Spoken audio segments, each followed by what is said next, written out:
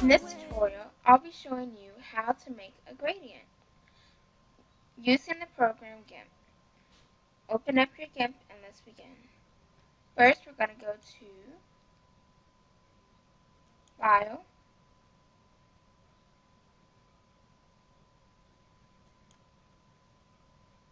New,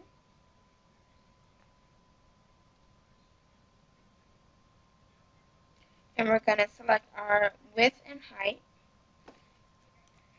I have mine set to 256 by 256. And it might be different depending on what you're doing. If you're making it for a room or furniture piece, I would definitely check and see what you're changing, see what the measurements they have. The number before the X is going to be your width, and the number after the X will be your height. Let's click on Advanced Options and make sure our fill width is set to transparency. And then we're going to click OK.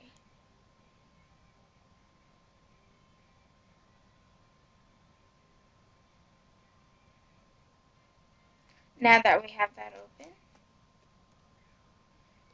we're going to select our foreground and background color. Now, you can always reset it to black and white by clicking on the smaller black and white boxes. And it will always reset it to those two colors. Now, how do I tell which color is my foreground color and which color is my background color? Well, the foreground color right now is black. And you can tell this because the black looks like it's kind of overlapping or on top of the white. And the white looks like it's behind the black. So this is how you can tell which is the foreground color and which is the background color. And the foreground color will always be on the top. Okay? So first, let's select our blend tool in our toolbox. We're going to select our foreground color. Let's make a purple gradient. Now when making gradients, keep in mind that you want to kind of make a contrast in the two colors. This way you'll come out with a great gradient. Now, depending on what effect you want, you might do it differently. But sometimes when people make gradients, it may look like they just used the fill bucket tool. And this is not what we want. We want some type of contrast so you can tell that it is a gradient. Okay? So let's go on our purples. And just select one. I'm gonna go with this one. Or maybe a little lighter.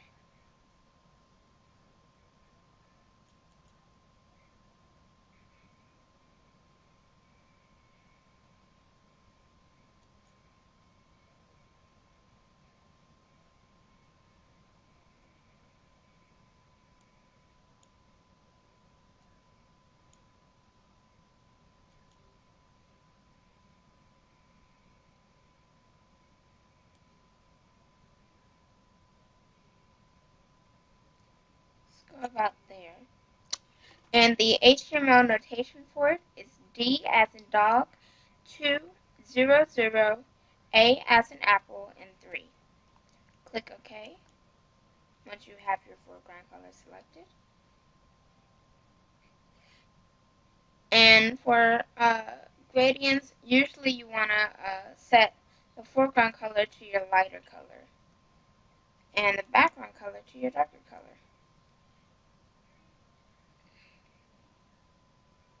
Now you could easily just go through here and go pick out your background color, but I'm just going to select the color we just selected for our foreground color and slide it down to a darker one.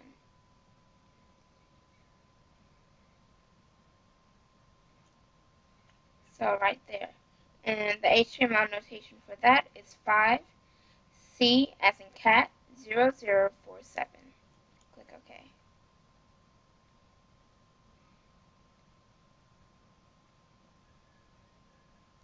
Now what we're going to go into our tool options and make sure our mode is on normal, opacity at 100%, gradient, foreground to background color, RGB, and you can always flip this if you like.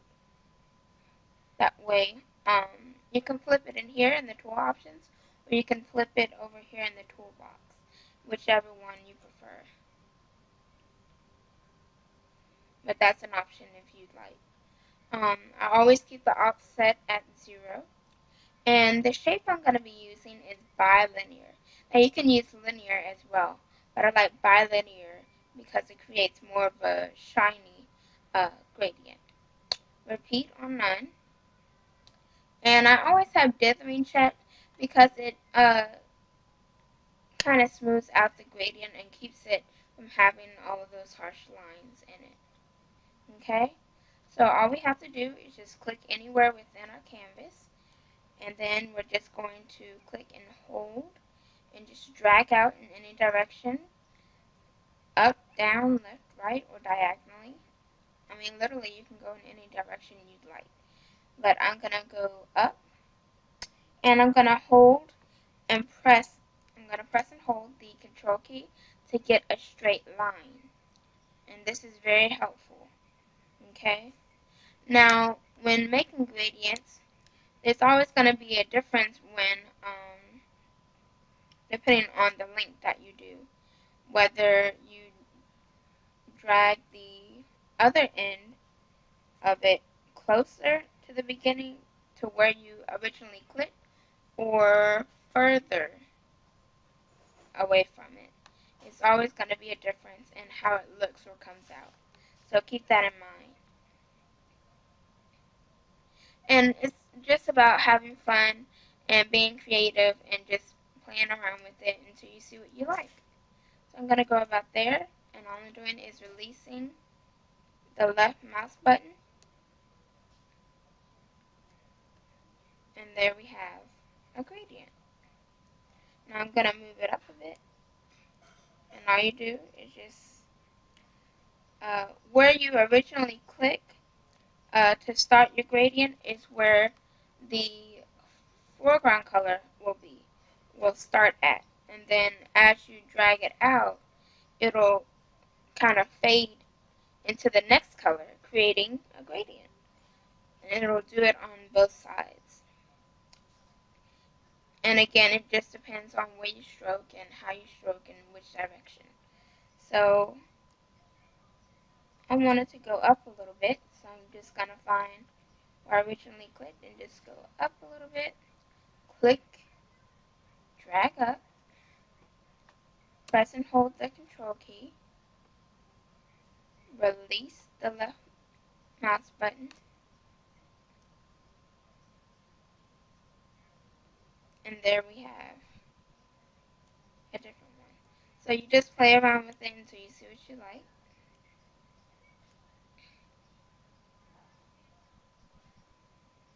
And that's good right there.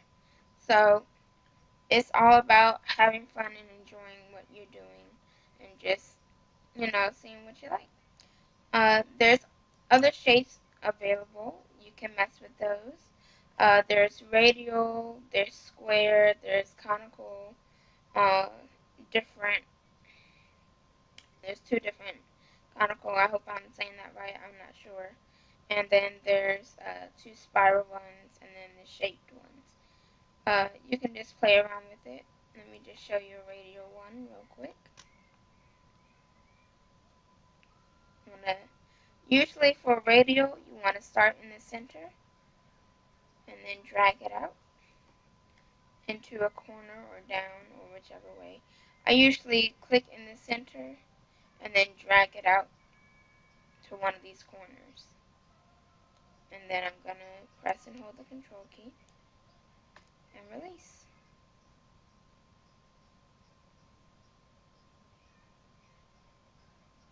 And see how it's kind of round. So if you want a more rounded gradient, you would go with the radial. Okay?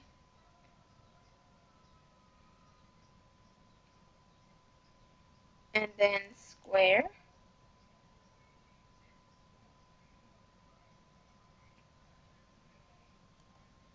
Again, click from the center and just drag it out. Pressing and holding the control key. Release.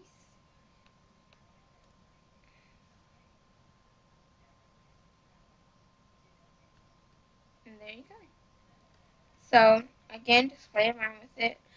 When making gradients, for rooms or furniture, I would definitely make about 2 or 3 sets.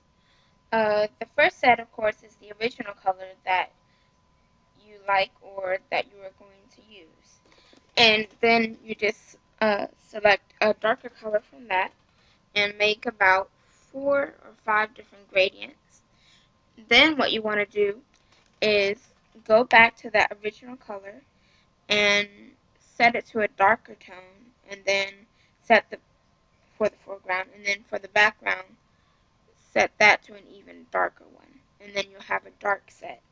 And then I would make a lighter set because you never know what you might like or what you might need. I found that I've needed lighter and darker ones a lot, so I would definitely do that.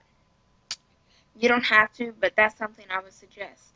And also, I would make a gradients folder, and if you want to, you can make one inside of that gradients folder. You can make a folder for all of the colors or several colors. Like for my white, gray, and silver, I have one folder for that. Teal and turquoise, I have one for that. I have a folder for mixed colors. Maybe it's just more than one type of color, like maybe a blue and yellow. I would make folders. Now, you don't have to, but I would definitely, if you're going to make a folder, I would definitely make one for gradients so that you don't get them all mixed up, in all the other ones. So that's something that I would definitely check out. I hope this was helpful. If you need any help with this, please let me know, and I'll do what I can. Thank you for watching, and look out for more tutorials.